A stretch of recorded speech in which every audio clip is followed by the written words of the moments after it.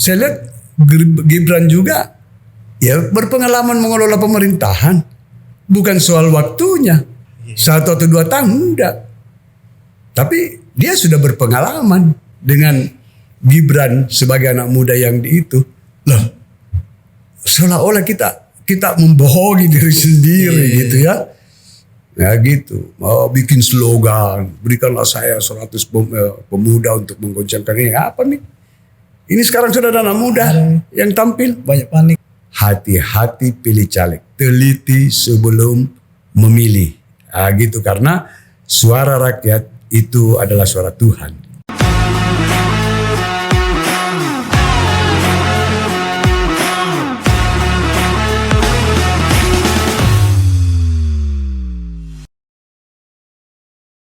Halo sahabat Toki, kembali lagi bersama saya host Wawin, tentunya di catatan jurnalis Sukriansa. Kali ini saya kedatangan bintang tamu sangat spesial dengan tagline Naketoseng, yaitu Bapak Nasran Mone. Apa kabar Pak? Alhamdulillah baik. Assalamualaikum warahmatullahi wabarakatuh. Waalaikumsalam warahmatullahi wabarakatuh. Ya. Bapak Nasran Mone ini salah satu calon anggota DPR Provinsi Makassar Pak, dari fraksi Partai Golkar. Partai Golkar. Lama tidak terdengar suaranya ini Pak. Namanya begitu. Naketoseng. Ya Pak, ini ada yang menarik ini kita bahas sedikit tentang Pilpres dari Partai Golkar Pak. Toh? Iya. Kan Partai Golkar ini kan memiliki pemimpin yang kemarin digadang-gadang menjadi calon wakil presiden, yaitu Pak Erlangga Hartarto. Tapi mengapa Partai Golkar ini memilih Gibran untuk diusung menjadi wakil presiden dari fraksi Golkar Pak? Ya. Jadi memang awalnya itu keputusan Munas ya, bahwa Pak Erlangga akan didorong menjadi calon presiden. Iya. Tetapi ya setelah lihat perkembangan pengamatan partai, ya, akhirnya diadakan lagi rapat raker dan sekaligus rapat pimpinan partai yang dihadiri oleh seluruh DPD 1 se-Indonesia. Itu diputuskan bahwa Pak Erlangga didorong menjadi calon presiden atau calon wakil presiden dan diberikan keleluasaan mencari koalisi partai. Nah, itu. Tetapi setelah diamati lagi, dicermati perkembangan, kan memang seperti itu Partai Golkar ya. Selalu mengikuti irama pergerakan politik, mengikuti seperti apa keadaan perpolitikan ya, sehingga di belakang diambil kesimpulan tapi melalui rapim juga, melalui rapat pimpinan bahwa mengusung Pak Prabowo dan wakilnya Gibran itu keputusan partai secara utuh.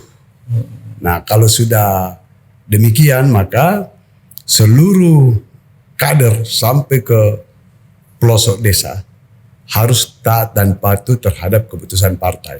Nah, itu. Jadi memang keputusannya Gibran ya Pak ya? Iya. Kenapa tidak mengusung, kan ada nama-nama juga yang bisa disenter seperti kayak Yusril Iza, Erick Thohir, atau Sandiaga Uno. Itulah tadi yang saya katakan bahwa Partai Golkar ini kan partai yang tidak ada pemiliknya. Partai memang yang sangat demokratis, penuh dengan aturan gitu. Jadi semua merujuk dari bagaimana survei, bagaimana situasi, bagaimana keadaan, bagaimana dampak ke depan, banyak pertimbangan ya. Nah sehingga dengan berbagai aspek ya jatuh kepada Gibran. Gitu. Nah, saya juga sebenarnya secara internal ke dalam untuk pengambilan keputusan memutuskan Gibran, saya memang tidak terlalu jauh mengikuti dinamikanya ya, karena kita di daerah. Tetapi Golkar itu punya budaya, culture institute ada. Ketika partai sudah memutuskan sesuatu, itu kader wajib untuk mengikuti keputusan itu. Gitu. Apa alasan memutuskan untuk Gibran didorong menjadi wakil presiden? Apakah Gibran punya kelebihan atau mempunyai kekuatan atau bagaimana, Pak? Ya mungkin salah satu aspek bahwa pemuda selama ini jangan jadi objek. Dia mesti sudah harus kita tampilkan pemuda ini menjadi subjek. Gitu kan? Ya, betul. Nah, selama ini selalu kita dengung-dengungkan bahwa pemuda adalah generasi penerus tongkat estafet kepemimpinan apa gitu-gitu. Banyak slogan-slogan yang untuk memuji pemuda. Tetapi kan tidak pernah diberikan kesempatan untuk memimpin republik ini. Betul. Saya kira inilah momentum yang tepat untuk menjawab seluruh slogan-slogan kita dari dulu, ya. Yang mengelulukan bahwa pemuda itu adalah pemegang tongkat estafet apa sekarang. Nah sekarang kapan kita mau mulai? Kalau bukan dari sekarang. Betul. Ini ada kesempatan besar. Saya kira itu salah satu cara berpikir Golkar. Jangan selalu dijadikan objek, dijadikan slogan-slogan untuk penyemangat saja itu anak muda, kan begitu? Iya, betul. Golkar punya keberanian untuk mengusung Gibran. Dan saya lihat Gibran juga ya berpengalaman mengelola pemerintahan. Bukan soal waktunya. 1 atau 2 tahun enggak. Tapi dia sudah berpengalaman semenjak itu. Iya. Kira-kira seperti itu. Kalau dia bilang Pak Nason Mone itu untuk anak muda nak ketoseng. Iya. Tak cocok kita. Iya kan. Jadi kalau ada yang tidak setuju, kalau menurut saya dengan Gibran sebagai anak muda yang itu, loh, seolah-olah kita membohongi diri sendiri gitu ya. Ya gitu. Mau bikin slogan, berikanlah saya 100 pemuda untuk menggoncangkan ini. Apa nih? Ini sekarang sudah ada anak muda yang tampil. Banyak panik. Gimana? Kan gitu. Kira-kira seperti itu, Pak. Oke, Pak. Kan ini apakah Jokowi sepenuhnya dukung dengan terhadap pasangan Prabowo Gibran ini? Pertanyaannya, kita ini semua punya anak. Kira-kira ada orang tua yang tidak sayang anaknya? Kan begitu. Kira-kira ada orang tua yang tidak sayang anaknya? Kira-kira ada orang tua yang tidak mau melihat anaknya sukses? Kan begitu. Persoalan pendapat lain-lain apa dan semuanya, ya bisa bercampur aduk. Bisa sirik lah, bisa apalah, kan gitu. Tetapi secara implisit, secara psikologi, ada tidak orang tua yang tidak sayang dengan anaknya? Ada tidak orang tua yang tidak mau lihat anaknya sukses? Kan begitu, Pak. Tapi kan ini, Pak, yang seperti kita lihat ini di kacamata masyarakat awam ini, Pak, toh, kan Jokowi ini juga mendukung juga di sebelah, mendukung juga di sini. Jadi istilahnya kayak dibilang jalan 2 kaki lah. Karena kan di satu sisi juga ini wakilnya juga belum keluar dari koalisi. Iya. Dari partai tersebut, jadi makanya dipertanyakan ini apakah memang sebetulnya betul-betul penuh mendukung Prabowo Gibran atau gimana? Siapa Jokowi? Iya. Saya kembali lagi pada prinsipnya bahwa itu siapa orang tua siapa yang tidak sayang anaknya dan orang tua siapa yang tidak mau melihat anaknya sukses. Iya. Kan begitu. Kalau saya secara pribadi anakku maju begitu ya pasti saya bertarung. Oke. Kita kembali ke Sulsel, Pak Di. Kan gini, Sulsel ini dikenal dengan Golkar. Iya, iya. Suaranya begitu besar. Iya, pemenang. Pemenang Golkar lah yang pemegangnya. Apakah Bapak tetap masih akan optimis nanti tahun 2024 Golkar akan mendominasi di suara Sulsel atau bagaimana? Sebagai kader, ya tentu optimis. Gitu kan, mesti kita optimis, mesti kita memberikan penyemangat ya kader-kader yang lain agar kemenangan itu di Sulawesi Selatan bisa kita pertahankan. Nah, cuma bekerja untuk mempertahankan itu tidak semudah apa yang kita bayangkan. Karena partai-partai lain juga ini kan punya keinginan besar untuk menang. Gitu. Nah, kalau untuk kita mengemban amanah demokrasi yang baik, tentu kan kita tidak bisa saling mencederai apalagi di Sulawesi Selatan. Gitu. Soal optimis untuk itu ya saya kira kita optimis. Golkar masih bisa menang di Sulawesi Selatan. Gitu. Oh iya Pak, sudah cukup lama kayaknya nih Pak Golkar tidak mengusung kepala daerah di Sulsel. Dan iya, belum jadi memegang pemangku jabatan gitu ya. Iya, saya kira pernah dulu mengusung, ini akan mengusung lagi. Oh, akan semoga, lagi. iya. Semoga ada ya. Iya, semoga. Wali kota ataupun gubernur. Iya, memang ya tujuan kita berpolitik ini kan bertarung untuk mau mendapat kekuasaan, dah. Iya. Gitu. Tapi kalau kita tidak gunakan kesempatan dengan baik, waduh sia-sia juga.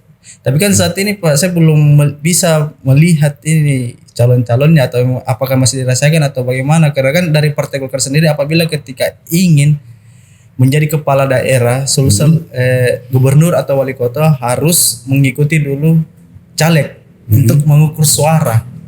Dari situ kan Pak ya, betul kan ya? Saya siapa nih? Disarankan seperti itu. Iya. Disarankan seperti itu. Dan itu salah satu merupakan strategi. Ya, caleg saja dulu kalau mau menjadi calon bupati, gubernur atau wali kota. Tapi sepertinya bukan kewajiban. Bukan kewajiban, gitu ya. Tetapi itu merupakan salah satu strategi. Jadi kalau ada yang mau caleg dan kemudian mau juga jadi calon wali kota atau caleg, silahkan saja.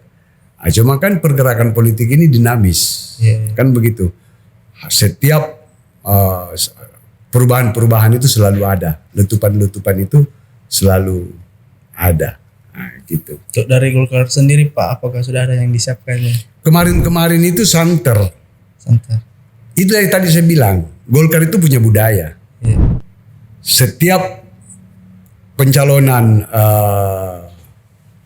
pilkada, baik wali kota, gubernur atau bupati, itu awalnya merujuk kepada ketuanya.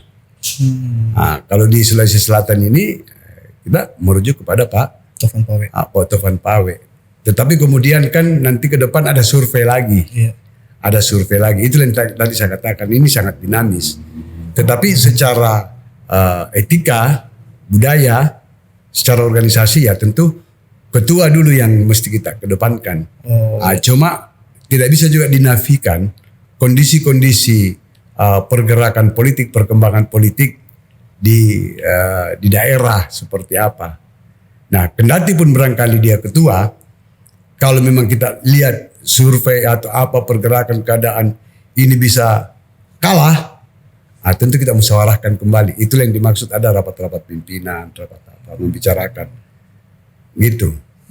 Jadi yang lain bisa saja berkesempatan untuk itu. Oh iya, kita kembali ke Bapak Nasran Wali sendiri. Iya. Bapak maju di provinsi Pak ya? Saya maju caleg. Caleg provinsi Makassar A. Makassar A. Wah, saya sudah lihat ini sudah banyak ini. Iya. Sudah lama juga Pak tidak terdengar namanya Pak. Iya. Jadi kan ini setiap hari Jumat ya ada juga program ya 2000. Iya. Warung 2000. Warung 2000. Jadi saya pernah 3 periode di Kota Makassar. Iya. Dari fraksi Golkar. Iya, Golkar. Nah, sekarang naik kelas untuk provinsi. Dipilih Makassar A. Nah, kalau yang program Warung 2000 itu jauh sebelumnya ada pilcaleg seperti ini sudah kami lakukan. Itu dari sebelum-sebelumnya. Iya, itu sejak tahun 2022. Iya, justru sudah 1 tahun lebih. Jadi tidak ada kaitannya dengan politik. Itu kegiatan boleh dikata sedekah dari keluarga saya. Memang karena di keluarga saya itu anak saya apa semua hobi bersedekah gitu. Kalaupun belakangan ini Warung 2000 jalan lalu saya caleg, saya kira tidak ada kaitannya. Tapi kalau orang mau kait-kaitkan, ya itu kan hak kita masing-masing menilai ya. Betul. Itu. Berarti dari jauh-jauh sebelum kita mencalonkan sudah ada memang mirip. Oh iya sudah tahun 2022. 2002. Nah ini kan masuk pencalekan apa semua nanti sekitar bulan 5 bulan 6 tahun 2023 gitu. Itu Pak warung 2000 di mana Pak lokasinya?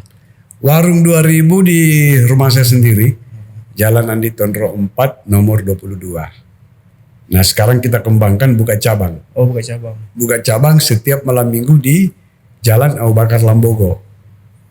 Gitu. Oh Abu Bakar Lambogo. Iya. Ablam. Nah kalau di rumah saya sendiri itu setiap Jumat pagi. Kami sudah menghabiskan sekitar 800 pack. Itu. Nah, jadi kalau satu orang dapat 2, berarti orang yang antri itu sudah sekitar 400-an setiap hari Jumat. Nah, kalau di Abu Bakar Lambogo cabang karena itu baru 4 kali ini, itu sudah menghabiskan sekitar 200 packs. Dan itu tiap minggu kami tambah. Kalau sudah habis masih ada yang mau, itu salah satu indikasi bahwa minggu depan kami harus tambah lagi. Rp2.000. Berarti kan ini kita sudah akan berkembang terus Pak toh, karena kami yang membutuhkan ini pasti banyak sekali nih. Insya Allah. Kedepannya dan mungkin saya rasa mungkin kita pasti akan memikirkan buka cabang di mana-mana. Dan apakah ini akan berjalan berkesinambungan terus menerus? Apakah hanya bagaimana itu Pak? Saya senantiasa berdoa bahwa semoga ini berkesinambungan terus. Karena ini kan itu tadi saya katakan bahwa ini ruang sedekahnya keluarga saya, kan begitu. Jadi sepanjang di keluarga saya masih tetap ingin bersedekah, saya kira warung 2000 juga tetap jalan. Kan begitu, tidak ada yang lain-lain gitu. Semoga kita doakan yang terbaik lah. Iya, jadi warung 2000 ini kan saya kira hal yang sangat misteri. Iya. Karena kalau orang lihat di mana untungnya ini warung? Namanya juga sedekah, jual nasi 2000, tapi saya tidak bahasakan seperti itu ya. Saya bahasakan bahwa warung 2000 yang mau datang beli nasi 2000 ya silakan. Makanya kalau sudah habis tidak terlalu gaduh karena ini kan warung. Iya. Kalau sudah habis mau dia apa? Kan gitu. Ya, insya Allah minggu depan kita tambah gitu. Dan kami utamakan rasa karena makanan itu harus rasanya bagus. Kedua, kemasan, rasa dan kemasan. Nah mungkin kenapa tiap minggu bertambah dan banyak yang berulang-ulang karena dia sudah rasa. Apa yang kami makan itu juga yang kami jual. Itu yang dijual, itu yang kami makan. Sama. Kayak zakat fitrah. Iya. Kalau beras kita kasih masuk di masjid, beras yang kita makan sama seperti itu. Jadi tidak ada perbedaan. Tidak ada. Masya Allah. Oke Pak, kan ini kita maju di DPR provinsi. Apa program-program unggulan tak ini nanti ketika terpilih? Inilah sering saya berikan penjelasan terhadap di masyarakat. Biasa kalau saya turun sosialisasi, ada yang bertanya apa program tak? Saya luruskan itu. Seorang caleg itu tidak punya program Pak, tapi dia punya moral. Kan di DPR, lembaga DPR itu memang sudah ada tugasnya di sana yang diatur oleh undang-undang. Ada 3 aspek, dia controlling, budgeting dan anggaran serta evaluasi. Itu sudah ada memang di DPR. Gitu. Tinggal masyarakat memilih cari orang-orang yang bisa duduk di DPR mewakili dia. Karena kan kalau rakyat semua masuk di dalam kan tidak cukup, makanya dihitung jumlah suara. Oh sekian ribu perwakilan satu suara, satu kursi, ini kursi. Itulah yang dikatakan wakil rakyat. Jadi rakyat pilih kita itu untuk mewakili dia duduk di DPR yang akan menjalankan fungsinya sebagai wakil rakyat. Makanya di DPR itu fungsi. Bagaimana caranya kita berfungsi? Nah, untuk berfungsi dengan baik harus punya integritas, moral yang baik, punya nyali, punya tanggung jawab, punya keinginan besar. Begitu-begitu semua. Nah, gitu. Olehnya saya sampaikan kepada masyarakat, hati-hati pilih caleg. Teliti sebelum memilih. Jangan sampai dipilih, masuk di DPR hanya datang, duduk, cari duit, pengembalian modal. Pulang. Kan sayang itu suaranya masyarakat kalau seperti itu, Pak. Itu. Padahal Anda pilih dia supaya masuk di DPR, supaya dia bisa berfungsi menjalankan tugas di DPR yang sudah disiapkan, yang diatur oleh undang-undang. Nah, gitu sebenarnya. Jadi anggota caleg itu tidak ada programnya. Berarti yang selama ini yang kita lihat, saya akan ini, saya akan itu, apa balik-balik toleng gitu Pak. Beda itu Pak. Pilkada dengan pilcaleg. Iya. Kalau pilkada dia turun berbicara, saya akan bangun ini, saya akan perbaiki jalan ini, saya akan bangun hotel ini. Itu pilkada. Iya. Tapi kalau pilcaleg kita datang di masyarakat, kita bertanya apa keinginan masyarakat yang saya harus lakukan di DPR. Iya. Apa mau tak kira-kira sebagai saya wakili ketika saya duduk di DPR. Jadi ada pertanyaan yang berbeda. Nah, gitu. Nah, tapi kan ada tuh biasa sediakan, saya kalau anggota dewan, lama aku kenapa di DPR? Gitu kan, saya akan perhatikan ini, saya akan aspal. Tunggu dulu. Ada komisinya masing-masing di situ. Jangan sampai Anda janji mengaspal lorong, tapi bisa di pendidikan. Tapi ternyata masuk di komisi pendidikan, kan tidak jadi barang apa? Kan begitu. Ini yang banyak tidak dipahami saat itu. Makanya ya tagline saya, ada lagu saya itu, kita sing gitu ya. Saya pesan-pesankan, teliti sebelum memilih, jangan salah pilih, jangan sampai hanya disorong. Mohon maaf ini yang sebesar-besarnya ya, tapi itu kan terserah masyarakat. Saya hanya memberikan saran, dibayar suara Anda ambil, dia pilih dia, gitu kan, selesai kontrak, kan gitu. Putus. Sementara dia sudah menikmati 5 tahun, tidak ada tuntutan moral untuk itu. Kira-kira seperti itu. Iya. Menarik ini Pak, nanti 2024 menarik. Cukup menarik ini, banyak yang turun gunung ini semuanya ini. Kalau saya rasakan asik ya, kan selalu ikut itu seni berpolitik. Jadi jangan hanya berpolitik, kasih ikut juga seninya. Kalau saya nikmat, saya rasa kalau pertarungan seperti itu. Karena kenapa? Justru kita berpolitik itu di sisi lain mengajarkan kita bisa semakin bijak, bisa semakin sabar, bisa semakin cerdas, bisa semakin kita memperbaiki akhlak. Karena kan yang dikelola ini manusia Pak. Yang punya pikiran, yang punya rasa, yang punya kemauan. Ini manusia yang kita kelola ini. Dan berbagai macam karakter. Kira-kira seperti apa menghadapi sih dengan berbagai macam karakter kita seseorang. Jadi politik itu mengajarkan kita semakin memanusiakan manusia. Nah, itu. Masya Allah. Iya. Pandangan saya Pak, banyak sekali anak muda saat ini ikut dalam pilcaleg ini Pak. Saya kira itu bagus. Ya seperti tadi kembali Gibran. Gitu, kembali Gibran, karena banyak slogan-slogan anak muda, silakan maju semua.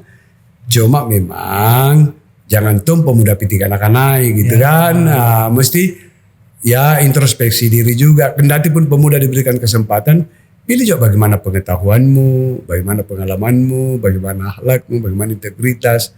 Banyak aspek yang diitukan. Maksudnya saya begini. Memang banyak pemuda, tapi macam-macam tuh pemuda jadi caleg ini. Ada memang orang tuanya yang mau. Iya. Ada juga kira modal uang Ya, modal ini macam-macam saya lihat.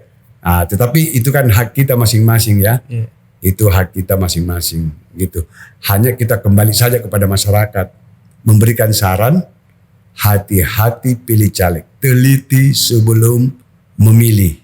Gitu, karena suara rakyat itu adalah suara Tuhan. Iya. Gitu. Dan ini 5 tahun.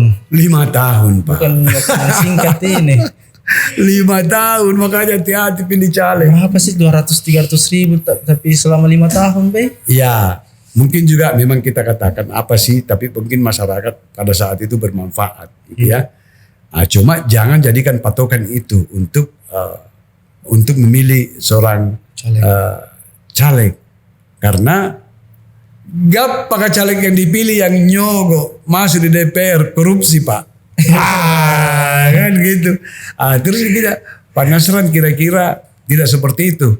Saya bilang insya Allah, karena saya sudah punya pengalaman 3 periode di Kota Makassar. Saya sudah pernah menjadi anggota DPR 3 periode, 15 tahun. Tidak pernah kedengaran yang namanya menyangkut soal uang. Yang kedengaran itu yang biasa usir kepala dinas. yang biasa gebrak meja untuk kepentingan rakyat. Gitu. Jadi DPR juga itu harus punya nyali Pak. Harus punya nyali, karena kalau di sisi lain kita tidak punya nyali juga jangan sampai datang jadi diceramai di dalam. Karena kan iya DPR juga kan itu panjang setahu saya selain memperjuangkan hak masyarakat dan juga mengawasi kepala daerah Pak ya. Iya, jadi begini. Ada juga anggota DPR biasa salah kerja Ki. Yang kita awasi ini kan pemerintahan. Iya, pemerintahan. Nah, pemerintahan ini kan mengelola segala aspek kehidupan. Kan begitu? Iya. Nah, olehnya menjadi anggota dewan, dia harus tahu sedikit dari yang banyak. Jangan tahu banyak dari yang sedikit. Maksud saya harus memang tahu sedikit sosial, ya, politik, pariwisata, ekonomi, budaya. Mesti harus kita ngerti juga tentang itu. Sehingga kalau dengar pendapat tentang permasalahan masyarakat yang menyangkut misalnya soal kepariwisataan, kita ngerti tentang pariwisata. Agar eksekutif itu tidak menceramai kita. Jadi jangan kira Pak, mesti anggota dewan itu harus selalu juga belajar. Bukan hanya sekedar duduk. Ini datang karena wakil rakyat seolah-olah penguasa. Seolah-olah Anda adalah eksekutor. Tidak seperti itu Pak. Nah gitu. Iya, Pak. Oke, kembali Pak ke masalah suara Golkar ini Pak. Kalau tidak salah dulu Golkar berjaya pada saat di zaman JK Wapres Pak ya. Besar suaranya. Dan kembali redup di waktu 2019 ini ya Pak ya. 2024 apakah ada target-targetnya ingin mengembalikan kejayaan itu atau? Sebenarnya Golkar berjaya terus. Iya. Dia berjaya terus ini dari masa ke masa. Gitu. Karena ya hanya kebetulan saja bahwa PDI di atas itu. Tapi Golkar berjaya terus sesuai dengan situasi dan kondisi perpolitikan pada zamannya. Gitu. Nah, terbukti kan dia pemenang nasional yang kedua. Itu berjaya pada kondisi pada zamannya. Gitu. Kan memang beda itu gejolaknya di saat JK atau di saat Erlangga, di saat apa kan begitu. Tetapi soal berjaya, Golkar berjaya terus, gitu. Target Pak, berapa kursi nanti di Senayan dan DPR provinsi? Kalau untuk DPR provinsi kami target sesungguhnya ya kurang lebih 22 kursi ya. Dari sebelumnya berapa? 18 berarti 13 sekarang. 13. 13. Berarti target. Kan pernah 22, pernah 18, turun 13. Iya. Nah, kita berusaha minimal itu 20. Agar Golkar bisa mengusung calon gubernur. Kalau hanya sekitar 16-17 mesti kita koalisi lagi dengan partai lain. Tetapi lihat materi-materi calegnya Golkar, insya Allah kita akan dapat itu minimal 20. Gitu. Kan bukannya waktu kan sebelumnya kemarin kayak Bapak Nurdin Halid, Pak Awe juga kan sebenarnya kemarin disanterkan untuk menjadi naik gubernur. Tapi saya lihat ini kedua tokoh politik ini naik ke Senayan ini Pak. Iya, jadi Pak Nurdin Halid juga maju, Iya. Pak Taufan juga maju, gitu kan? Kita kan pasti lihat masih ada letupan-letupan politik berikutnya, gitu. Jangan sampai Pak Taufan terpilih DPR tidak mau menjadi calon gubernur, Iya. kita tidak tahu ya, atau tidak terpilih menjadi gubernur, lalu mau menjadi calon, jadi anggota dewan, lalu mau menjadi calon gubernur, itu sah-sah saja. Ada persentase-persentasenya, gitu. Pak Nurdin juga begitu. Kira-kira begitu. Sama-sama deh begitu deh. Iya, kita tinggal lihat bagaimana dinamika politik ke depan. Di situ asiknya bergolkar. Di situ asiknya bergolkar karena tidak serta-merta secara emosional memutuskan sesuatu. Semua harus dianalisa, gitu. Lalu dibawa masuk kepada aturan partai, gitu. Dirapatkan, diputuskan, apa. Ketika sudah menjadi putusan partai, tidak ada Pak yang berani membantai itu. Tidak ada berani membantai. Tegak lurus terhadap Iya, tidak ada. putusan di pusat. Putusan partai. Iya Pak, yang menarik ini satu Pak, pertanyaan saya Pak terhadap Ketua Golkar Kota Makassar, Pak Munafri. Iya, iya. Kan dulu sempat dua kali ya. 2 kali, iya. Pilwali. Iya, iya, iya. Dan ini cukup mengejutkan dia mengikuti provinsi karena banyak orang katakan ini dia akan mengikuti ketiga kalinya. Kan orang-orang yang bilang kan, Iya. kita tidak tahu maksud dan tujuan selanjutnya Pak Munafri. Iya. Itu kita kembalikan ke Pak Munafri ya, tentunya kan dia sekarang ketua Golkar, pemegang kendali partai di Kota Makassar. Kota Makassar. Kalau memang signifikan bagus untuk dia maju calon wali kota, ya kenapa tidak? Nah, kalaupun dia misalnya asik juga menjadi caleg provinsi, ya kenapa tidak? Tetapi itu semua kembali berpulang ke Pak Munafri sendiri. Kalau ada masyarakat bilang mau 3 itu kan publik, itu publik yang berbicara. Kita belum tahu seperti apa tujuan berikutnya. Gitu. Berarti ini semua ini yang mau kan ini kan lebih duluan ke caleg Pak daripada pemilihan wali kota dan gubernur di. Iya. Oh berarti ini jalan ke dulu dilewati dulu sini mengukur apakah kalau misalkan terpilih semuanya ini apakah dia pasti dia bisa diukur dirinya, bisa kira-kira tidak? Iya, cuma kan berpolitik itu jangan diukur semudah apa yang kita bayangkan, Iya, Pak. betul ya. Kadang langsung berubah. Iya, bukan kayak onde-onde bikin onde-onde ini. Yang dikelola ini manusia yang punya pikiran, yang punya rasa, ya, yang punya juga keinginan. Jadi kalkulasi kali-kali kita secara akademik, secara kertas, ya mungkin wah banget gitu. Tetapi setelah di lapangan itu lain Pak. Sama kalau pilih caleg, wah pakai konsultan, pakai apa misalnya ya. Pakai survei. Ya saya tidak anukan yang lain. Ini saya. Datang, saudara pilih siapa? Pilih Nasron Mone. Jam 2 siang datang lagi dia yang sama. Siapa yang kita pilih? Saya dengar ada ini. Oh saya pilih Baco. Belum 5 jam berubah Pak. Salah survei ya. Nah, di situ perlunya ketelitian, kehati-hatian. Saya pernah kejadian satu kali di dapil berapa itu Biringkanaya Tamalandria. Ditaksir Golkar di situ bisa dapat 4 kursi. Diperlihatkanlah segala hasil survei yang dijelaskan secara akademik. Wah, kita euforia, tepuk tangan. Kan begitu? Iya. Walhasil hanya dapat 2. Disitulah bedanya pilkada dengan pilcaleg tentang survei-survei. Nah, gitu. Ya, kalau hanya ya konsultan berapa pemilih, berapa ini, ya itu saya kira. Tapi kalau untuk bisa mengukur suara susah Pak. Sangat dinamis, berubah-berubah Ki. Iya. Berubah-berubah. Kadang juga pemilih itu di rumahnya sudah ada misi A. Ya, atau tadi malam ada misi A yang dia mau pilih. Tapi begitu jalan ke TPS, ada si B. kadang-kala ditenta juga kakinya di tengah jalan, gitu kan? Berubah Pak, gitu. Jadi tidak menutup kemungkinan 100 meter pada hari H dari TPS itu masih bisa terjadi perubahan, gitu. Nah olehnya ya kita mempromosikan diri saja, ya berterikat keji rakyat, gitu. memberikan keyakinan Ya, yang mereka pasti-pasti kayak- saja. Ya, kayak gitu aja. Jadi susah. Jadi rumusnya adalah rumus kemungkinan, Pak. Rumus kemungkinan. Mungkin begini, mungkin begini. Bukan rumus kepastian. Oh, kemungkinan. Iya, rumus kemungkinan. Gitu. Oke. Pertanyaan terakhir untuk Pak Nasrullah. Iya.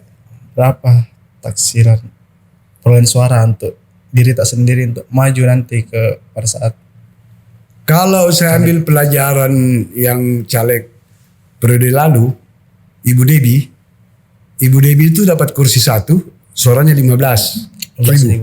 Iya. Suaranya 15.000 ditambah dengan jumlah-jumlah suara dari yang lain. Jadi paling tidak target saya juga ya sekitar 15.000 lah. 15.000 Gitu. juga. Tapi ya saya tidak tahu yang di bawah-bawah ya, dia mengikut atau tidak. Nah gitu. Apakah Ya, tidak ada target untuk menjadi ketua? ini lagi mau jadi anggota DPR susah. Lele. Iya Pak, sangat dinamis karena bagus campur-campur kita pilpres dengan pilcaleg. Saya yang penting ikhtiar. Yang penting saya berusaha memperkenalkan diri, turun, diundang, bicara, gitu-gitu. Apalagi ya, mohon maaf, saya juga punya pengalaman bagaimana di lapangan, kan gitu. Terima kasih atas kedatangan Bapak Hasan Moni. Terima kasih dan semoga Bapak naik Amin. dan mewakili kita semua. Amin. Oke, Ya. sekian dari saya catatan jurnal Sokrates, saya Wawin dan Pak Hasan Moni. Ya. Assalamualaikum warahmatullahi wabarakatuh. Waalaikumsalam.